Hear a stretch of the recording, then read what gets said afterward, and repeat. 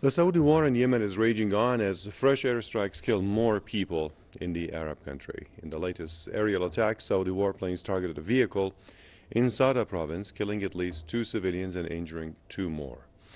In response, Yemen's Ansar Allah movement has launched a new retaliatory attack against Saudi Arabia. The Houthis gunned down 3 Saudi soldiers in the kingdom's Jazan province. They also shot down a Saudi spy plane in Yemen's Hajjah province. The latest retaliatory attack came as many Yemeni civilians have died in recent days in intensified Saudi air raids.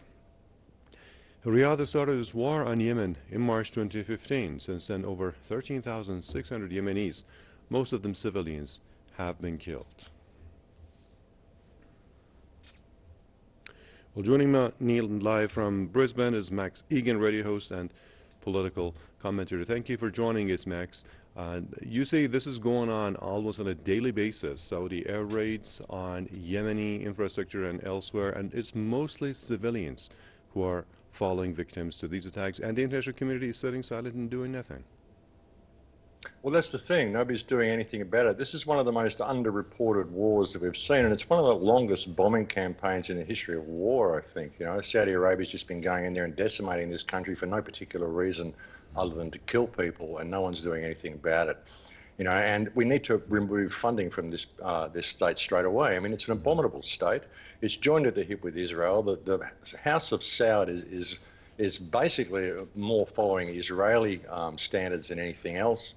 It's supporting Israel in every action that it does, and this whole thing in Yemen, it's really not going anywhere, and it's not going to help anything. What it really seems to be about is controlling the Straits of Aden for the new trade agreements that I believe are going to come online, and it's just to keep the conflict going. But it's not just the United States that's supporting it either. It's so many countries are supporting it and funding this country. The UN is a toothless tiger. We're not getting any support from that. The UN is basically a united dictatorship lorded over by the power of Israeli and United States veto. So we can't expect to see any help come from there. Really, it's got to come from people on the ground, putting pressure on their governments to stop supporting what Saudi Arabia is doing. So, Max, what's the solution? Any solution in prospect for this problem? Well, we're not going to get a political solution. Obviously, we've tried that. I mean, they're not even really trying any diplomatic solutions or anything like that. I mean, nobody really seems to be knowing about this war. No one seems to be hearing about it. It's just this ongoing conflict.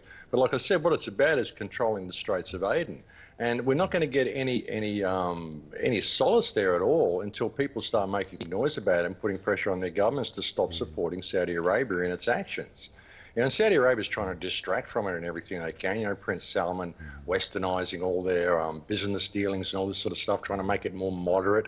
You know, and while they're doing that, they're carrying out this massive slaughter just over the border, which is funded by just about everybody who can sell arms to them.